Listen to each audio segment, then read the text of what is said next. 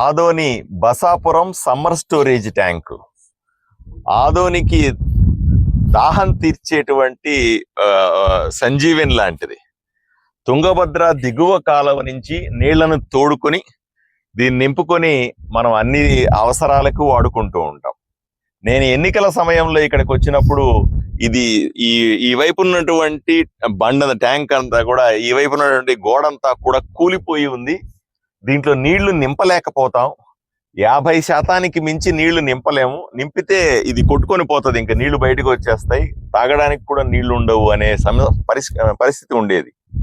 నేను ఎన్నికల సమయంలో హామీగా చెప్పినాను, నేను ఎమ్మెల్యే అయిన వెంటనే దీన్ని బాగు చేయిస్తాను, దీన్ని పెద్దగా అభివృద్ధి చేసుకుంటాం, నీళ్ల సమస్య లేకుండా చేస్తాం ఆదోనిలో అని స్పష్టంగా చెప్పినాం.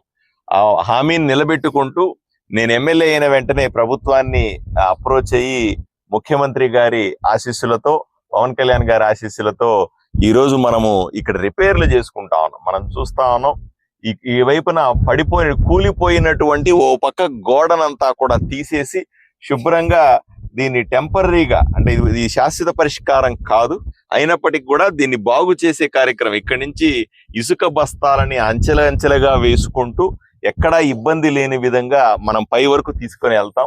సుమారుగా 1,15,00,000 రూపాయలు ఖర్చు పెట్టి చేస్తున్నటువంటి రిపేర్లు ఇవన్నీ కూడా 2-3 నెలల కాలంగా ఈ పనులని పూర్తవుతున్నాయి. అయితే రాబోయే వేసవి సమయానికి దీంట్లో 70% నీళ్లను నింపుకొని, ఇప్పుడైతే వారానికి ఒకసారి వస్తాయో 5 రోజులకు ఒకసారి నీళ్లు వస్తున్నాయి అని అంటున్నారో, దాన్ని కనీసం 2 రోజులకి నీళ్లు ఇచ్చే విధంగా దీన్ని ఏర్పాటు చేసుకోవాలనే ఆకాంక్షతో ఇక్కడ పనులు చేపడతా ఉన్నాం. పనులు కూడా ఇంకొక 15-20 రోజుల్లో పూర్తయ్యే పరిస్థితి ఉంది. పనులు ఎలా జరుగుతున్నాయి, నాణ్యతతో జరుగుతున్నాయా లేదా అన్న విషయాన్ని తెలుసుకోవడానికి నేను ఈరోజు చెక్ చేయడానికి వచ్చాను. ఇక్కడ ఎంతో మంది మన తమ్ముళ్ళు కూలీలందరూ కూడా ఇక్కడ వచ్చారు. పెదహరివాన నుంచి వచ్చారు, పెద్ద తుమ్మల నుంచి వచ్చారు, అలాగే అరిగిరి నుంచి, బసాపురం అరిగిరి నుంచి కూడా కూలీలు సుమారుగా ఒక 100 మందికి పైగా రాత్రి పగలు కష్టపడతా ఉన్నారు. వీళ్ళందరికీ ధన్యవాదాలు చెప్పాలి. పాపం ఎంతో కష్టపడి వీటిలన్నిటినీ కూడా, ఎందుకంటే ఆదోని మీద ప్రేమతో వాళ్ళందరూ కూడా రాత్రి పగలు కష్టపడి చాలా మంచి వర్క్ చేస్తా ఉన్నారు. దీన్ని వీలైనంత తొందరగా పూర్తి చేసి పూర్తి స్థాయిలో నీళ్లు నింపుకొని రాబోయే వేసవి సమయానికి నీళ్ల సమస్యని తీర్చే విధంగా ప్రయత్నం చేస్తాను. సార్, గతంలో ఇది 3సార్లు జరగడం సార్ మరమ్మతు పనులు. అయితే మరమ్మతు పనులు చేపట్టినా ఒక సైడ్ జరుగుతున్నా, మళ్ళీ 2సార్లు లోపంతో పనుల్లో కూడా లోపం అని చెప్పి కమిషనర్లు సపరేట్ గా ఇంటిపట్టారు. నిజమండి. ఇది ఈ సమ్మర్ స్టోరేజ్ ట్యాంక్ తయారీ సందర్భంలోనూ ఎంతో నాణ్యత తక్కువగా ఉండి కట్టారు. దీన్ని సరిగా కట్టలే. మీరు ఆ పక్క చూస్తే అక్కడ కూడా ఒక సమస్య కనపడతా ఉంది, మీరు నేరుగా చూస్తే ఆ వైపు కనబడతా ఉంది, మీరు ఈ కుడి వైపున చూస్తే ఇంకొక మూల కూడా కొద్దిగా గోడ కూలిపోయినట్టు కనపడతా ఉంది. ఇవన్నీ నాణ్యత లేని పనులు చేశారు ఇంతకు ముందంతా కూడా. దీన్ని మళ్ళీ సరి చేసుకోవాల్సిన వస్తా ఉంది. ఎన్నోసార్లు రిపేర్ చేసుకున్నప్పటికీ కింద పడిపోతా ఉంది. దీన్ని మళ్ళీ రిపేర్ చేసుకోవాల్సిన, అందువల్లే శాశ్వత ప్రాతిపదిక మీద దీన్ని మళ్ళీ తిరిగి కట్టే విధానం కోసం కూడా మేము డిజైన్లు తయారు చేస్తా ఉన్నాం. డిజైన్లు పూర్తయిన వెంటనే ప్రభుత్వం దృష్టికి తీసుకెళ్లి దీన్ని శాశ్వతంగా ఏ విధంగా మళ్ళీ కొత్తది కట్టినట్టే, అంటే ఇప్పుడు చేసేవన్నీ కూడా ఎక్కడ గోడ కూలిపోతూ ఉంటే అక్కడ మళ్ళీ పెట్టే ప్రయత్నం చేస్తా ఉన్నాం. మళ్ళీ దాన్ని కాపాడుకునే ప్రయత్నం చేస్తాం. అది ఈ పక్క పెడుతూ ఉంటే ఆ పక్క కూలిపోతా ఉంది, ఆ పక్క పెడుతుంటే ఆ పక్క కూలిపోతా ఉంది. సో కాబట్టి, కానీ ఇది ఒక్కటి తప్ప వేరే మంచినీళ్ళు కోసం వేరే మార్గం లేదు ఆదోనికి. ఇది ఏమాత్రం దెబ్బతిన్నా సరే నీళ్లు రావడమే ఆగిపోతుంది. ఇప్పుడన్నా కనీసం 2-3 రోజులకు ఒకసారి, 4 రోజులకు ఒకసారి నీళ్లు వస్తున్నాయి, ఇంకా నెలకు ఒకసారి నీళ్లు కూడా రావు. ఎక్కడి నుంచి తేవాలంటే అవ్వదు కదా.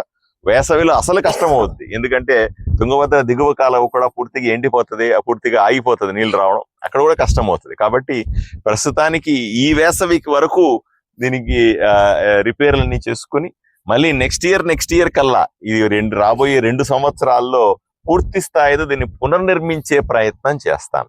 6 నెలల నుండి ఇంకా డిపిఆర్ పూర్తి చేయలేదు. అంటే 6 నెలల నుంచి చెప్తున్నాను డిపిఆర్ చేస్తున్నాము, ప్రిపేర్ చేసి పంపిస్తామని చెప్పేసి. అంటే ఎందుకు ఇంత టైం తీసుకునేది సార్ తయారు చేసి ప్రభుత్వానికి నివేదిక పంపించడానికి? ప్రభుత్వం దగ్గరికి వీళ్ళని తొందరగా నివేదిక పంపించాల్సిన అవసరం ఉంది. మీరు చెప్పింది కరెక్టే. డిపిఆర్లు తయారు చేయడంలో అధికారులు కొంత ఆలసత్వం వహిస్తున్నమాట వాస్తవమే. దీన్ని నేను కూడా పర్యవేక్షిస్తా ఉన్నాను.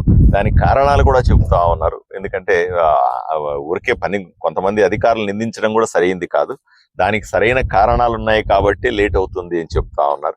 ఏది ఏమైనా వీలైనంత తొందరగా దాన్ని తయారు చేసి పంపించి ప్రభుత్వం దగ్గర అనుమతులు తీసుకుంటారు. అధికారుల నిర్లక్ష్యంతో అంటే ప్రజలకు తాగునీటి సమస్య తలెత్తే ప్రమాదం ఉంది కదా సార్. లేదు. దీన్ని దృష్టిలో ఉంచుకోవాలన్నా త్వరితగతిన పూర్తి చేయాల్సిన అవసరం ఉంది. ప్రస్తుతానికి అటువంటి ప్రమాదం ఏమీ లేదు. ఎందుకంటే ఇది పూర్తయితే 70-75% వరకు నీళ్లను నింపుకునే అవకాశం ఉంటుంది కాబట్టి తాగునీటి సమస్య రాకుండా చూసుకుంటాం వీలైనంత తొందరగా. ఎందుకంటే మనం లోపల టెక్నికల్ విషయాలని మనం చూడకుండా పైనే మనం అధికారులు నిందించడం కూడా సరైంది కాదు. ఎందుకంటే వాళ్ళు చెబుతున్న సహేతుకమైన కొన్ని కారణాలు కూడా నాకు కనపడతా ఉన్నాయి. కాబట్టి మనం దాన్ని తొందరపాటు చర్యగా కామెంట్ చేయడానికి కూడా వీల్లేదు. తప్పనిసరిగా మీరు చెప్పిన డిలే అయిన మాట వాస్తవమే. వీలైన తొందరగా ముగిస్తాం. సరే, పూర్తి చేసుకుని డిపిఆర్ తయారు చేసి ప్రభుత్వాన్ని నివేదిక పంపిస్తాము. మరో 6 నెలలు పట్టుకోవచ్చు. అంటే ఈ 6 నెలల్లో మళ్ళా ప్రభుత్వం నిధులు కేటాయించి ఆలస్యం అయ్యిందనుకో, మళ్ళీ నెక్స్ట్ ఇయర్ కి ఇది కూలిపోతుంది సార్. మళ్ళా జనరల్ ఫండ్ నుంచి మళ్ళీ 1-2 కోట్ల రూపాయలు వెచ్చించి మళ్ళా మరమ్మతు చేసుకోవడానికి ఇది ఇప్పుడు మనం చేస్తున్నటువంటి రిపేర్లు గతంలో ఇప్పుడు రిపేర్ చేసాం. మనం 2023లో రిపేర్ చేసాం. మళ్ళీ ఇప్పుడు 25లో రిపేర్ చేస్తాం. 23లో చేసిన రిపేర్లు కూడా నాణ్యత సరిగా లేకపోవడం వల్ల తొందరగా కూలిపోయే పరిస్థితి వచ్చింది. ఇప్పుడు అందుకనే 1-4 సార్లు పర్యవేక్షణ చేస్తా ఉన్నాం. మరింత గట్టిగా తయారు చేస్తా ఉన్నాం. మళ్ళీ మనం శాశ్వత ప్రాతిపదికన బండి కట్టే వరకు కూడా ఇది ఎక్కడ చెక్కు చెదరకుండా ప్లాన్ చేస్తా ఉన్నాం. వరి అవ్వాల్సిన అవసరం ఏమీ లేదు. గోనె సంచులకు మామూలుగా ప్లాస్టిక్ సంచులకు అంటే వ్యత్యాసం కవర్ చేసుకునే ఇప్పుడు వేస్తున్నారు. అంటే ఎలాంటి ప్రమాదం పొంచి ఉండకుండా జాగ్రత్త వహించే చేస్తున్నారు. అన్ని రకాల సైంటిఫిక్ మెథడ్స్ లో మనం స్టెప్ బై స్టెప్ దీన్ని బిల్డ్ చేసుకుంటా ఉన్నాం. ఎక్కడ ఇబ్బంది వచ్చే అవకాశం లేదు. ఇప్పుడు మనం చేస్తున్న రిపేర్లు కొన్ని సంవత్సరాల వరకు కూడా, లాస్ట్ టైం ఇప్పుడు 23లో చేశారు, 24లోనే పోయింది అంటున్నారు. నేను వచ్చేసరికి 2 years లైఫ్ వచ్చింది. కాబట్టి ఈసారి డిపిఆర్లు తయారు చేసుకొని వీలైనంత తొందరగా శాశ్వత పనులు మొదలు పెడితే అవి కూడా 2 సంవత్సరాలు పడతాయి. ఎందుకంటే మనం నిజంగా ప్రభుత్వం నుంచి డబ్బులు తెచ్చిన తర్వాత కూడా, ఉదాహరణకి ఇప్పుడు 26వ సంవత్సరంలో మధ్యలో ఎప్పుడో శాంక్షన్లు వచ్చినాయి అనుకుందాం. అప్పటికి కూడా 28 నెక్స్ట్ ఎలక్షన్లు వచ్చే సమయానికి ఆ పనులు జరుగుతూ ఉంటాయి. అటువంటి పరిస్థితులు. ఎందుకంటే శాంక్షన్స్ రావాలా, మళ్ళీ టెండర్లు పిలవాలా, టెండర్లు అయిన తర్వాత పని మొదలు పెట్టాలా, పడిపోతున్న వాల్స్ అన్ని కుట్టి తీసేయాలి, మళ్ళీ రీబిల్డ్ చేయాలి. ఇదే సందర్భంలో కడుతున్న 2 సంవత్సరాలు 3 సంవత్సరాలు మంచినీటి సమస్య రాకుండా చూసుకోవాలి. ఇవన్నీ కూడా పకడ్బందీగా చేయాల్సిన అంశాలు, టెక్నికల్ అంశాలు కాబట్టి కొంత సమయం పడుతుంది. బట్ డెఫినెట్ గా రాబోయే 3 ఏళ్లలో 4 ఏళ్లలో ఇవన్నీ కూడా పూర్తి చేసి, దీంతో పాటుగా నా ఉద్దేశం ఇంకొక సమ్మర్ స్టోరేజ్ ట్యాంక్ కూడా తయారు చేసుకోవాలి. ఒకటే సమ్మర్ స్టోరేజ్ ట్యాంక్ మీద ఆధారపడితే కూడా ఎప్పుడు ప్రమాదమే. ఎక్కడన్నా పొరపాటున దీనికి గండిపడినా, లేదా ఎక్కడన్నా పెద్ద సమస్య వస్తే నీళ్లు ఎక్కువ బయటకు వచ్చేస్తాయి. ఊరికి కూడా ఇబ్బంది అవుతుంది. తాగునీళ్లు సడన్ గా ఇబ్బంది పడే పరిస్థితి వస్తాయి. కాబట్టి ఇది చేసుకుంటూనే నా ఉద్దేశం మరొక స్థలం చూసి మరొక 200 ఎకరాల్లో ఎక్కడన్నా మనం 200 నుంచి 300 ఎకరాల్లో కొత్త సమ్మర్ స్టోరేజ్ ట్యాంక్ పెట్టుకుంటే, దీని ప్లేస్ లో అది, దాని ప్లేస్ లో ఇది చేసుకుంటే రోజు మంచినీళ్ళు వచ్చే అవకాశం తప్పనిసరిగా ఉంటుంది. లక్ష్యం అది. చివరికి లక్ష్యం ఏంటంటే ఆదోనిలో రోజు మంచినీళ్ళు రావాలి. అది లక్ష్యం. అది రాత్రికి సాధించలేం, అంచెలంచెలుగా సాధించాల్సిన అవసరం ఉంది. సార్, మరమ్మతులు జరిగిన చోటే మళ్ళీ కుంగిపోవడంలో దీన్ని ప్రజలు ఏ రకంగా తీసుకోవచ్చు సార్? అంటే ప్రతిసారి జరిగిన చోటే మళ్ళీ జరుగుతుంది సార్, ఎక్కడ కొత్త చోటు జరగలేదు సార్. తాత్కాలిక ప్రాతిపదికన అంటేనే టెంపరీ రిస్టోరేషన్, అది 2 years లైఫ్ వచ్చింది. ఈ విధంగానే చేసుకుంటూనే మనం పర్మనెంట్ గా కట్టేంత వరకు ఈ పద్ధతిని పాటించాల్సి ఉంటుంది. నిధులు వృధాగా సార్, అంటే ప్రజల డబ్బు చాలా వృధాగా జరుగుతుంది సార్. జరిగిన చోట మళ్ళీ అధికారుల పర్యవేక్షణ ఉందా లేదా సార్? శాశ్వతంగా మనం తయారు చేయాలంటే సుమారుగా 40 నుంచి 60 కోట్ల రూపాయలు ఖర్చు అవుద్దని నేను అంచనా వేసుకుంటాను. ఇంకా కరెక్ట్ గా రావాల్సింది 70 కోట్ల రూపాయల అంచనా ఉంటది అనుకున్నాం. ఇప్పుడు మనము 1,15,00,000 మాత్రమే ఖర్చు పెట్టి దీన్ని మనం ప్యాచ్ వర్క్ చేస్తా ఉన్నాం. అంటే వచ్చే 2 సంవత్సరాల వేసవిని దృష్టిలో పెట్టుకొని చేస్తాం. అంటే మనం 70 కోట్లు ఖర్చు పెడితే తప్పనిసరిగా ఇవన్నీ కూడా నీట్ క్లీన్ చేసి మనకు అవసరం మనము రాతి కట్టడం చేసుకోవచ్చు. ఇప్పుడు మనం వేస్తున్నది ఇసుకలు, దానికి కంకరకు సంబంధించినటువంటి టెంపరీ కట్టడాన్ని మాత్రమే చేస్తాం. ఎందుకంటే కనీసం మనకు వేరే సమ్మర్ స్టోరేజ్ ట్యాంక్ లేదు మనకి. ఎందుకంటే ఇంకొక సమ్మర్ స్టోరేజ్ ట్యాంక్ ఉన్నింది అనుకోండి, దీన్ని అట్లాగే పెట్టి దీన్ని రిపేర్లు చేసుకుంటూ దాన్ని కొన్ని రోజులు వాడుకోవచ్చు. ఇప్పుడు అట్లా లేదు కదా, దీన్నే వైపు రిపేర్ చేసుకుంటూ ఉండాలా, దీన్నే ఇంకో వైపున వాడుకుంటూ కూడా ఉండాలా. ఇది ఒక పెద్ద ఛాలెంజింగ్ యాక్టివిటీ. తొందరపడి మనం అన్ని కూడా చేసేయలేం. ఇప్పుడు నెక్స్ట్ ఇయర్ డబ్బులు ఎట్లాగో వస్తున్నాయి కదా అని ఇప్పటి నుంచి అన్ని కుట్టించామనుకోండి, అది కూడా ప్రమాదమే. కాబట్టి ఇటువంటి ఛాలెంజెస్ ఒకటే సమ్మర్ స్టోరేజ్ ట్యాంక్ ఉండడం వల్ల కూడా జరుగుతున్నట్టు కనబడుతుంది మనకి. ఇది 3 టేబుల్స్ లాగా ఫామ్ చేసాం సార్, గ్రావెల్ బెడ్స్ బాటమ్ నుంచి. సో ఇక్కడ నుంచి దీన్ని బాగా హిటాచితో 2 అడుగులు మనం గ్రావెల్ వేసుకుంటూ అట్లా లేయర్ బై లేయర్ రోలింగ్ చేసుకుంటూ వాటరింగ్ చేసి బాగా బండిని స్ట్రెంగ్తన్ చేసుకున్నాం సార్.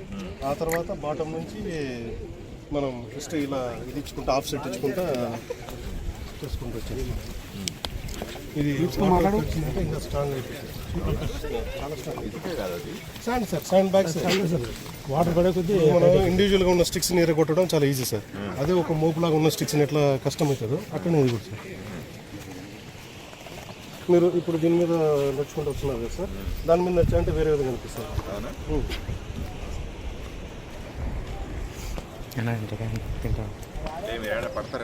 సార్ ఇంకా కింద ఉందిలే సార్, స్టెప్స్ ఉన్నాయి సార్.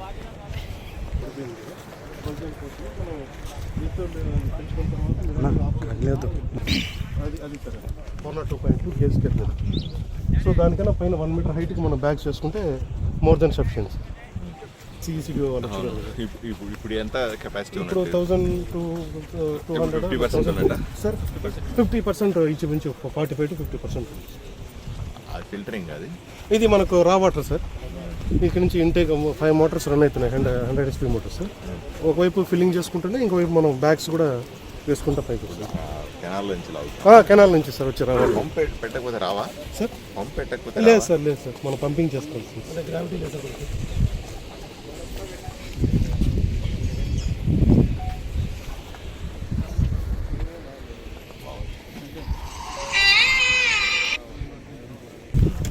మనం ఒకేసారి అట్లనే బెడ్ బామ్ లాగా లేకపోతే స్లైడ్ అయిపోయే ప్రమాదం ఉంది.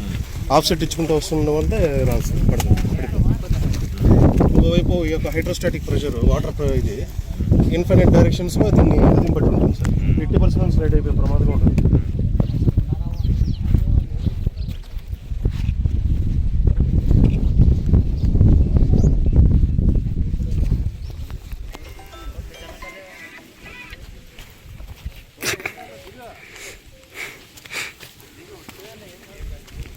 ఎప్పుడైతే మనకు అక్కడ టచ్ అవుతుందో ఇంకా తర్వాత మనకు వర్టికల్ ఇక్కడ సుమారు 3 మీటర్స్ హైట్ వేసాం సార్. 3 మీటర్స్ హైట్ వేసాం సార్.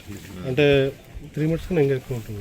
$13 అడుగులు ఉంటాయి సార్ నీళ్ళు. ఎక్కువ ఉంటుంది సార్. 2.5 metres sir. 10 ఫీట్ ఉంటుంది సార్. చాలా ఉంటుంది సార్. అంటే మన బ్యాక్ సైజ్ దగ్గర నుంచి సార్ అడుగుతుంది బాటమ్ నుంచి ఎత్తిచ్చాం కదా సార్ 2023లో. చాలా పెద్ద ముసలు ఎత్తిచ్చినాం.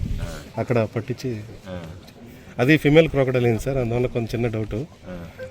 మేల్ అంటే మేము భయపడేవాళ్ళం కదా, ఫిమేల్ కాబట్టి సార్.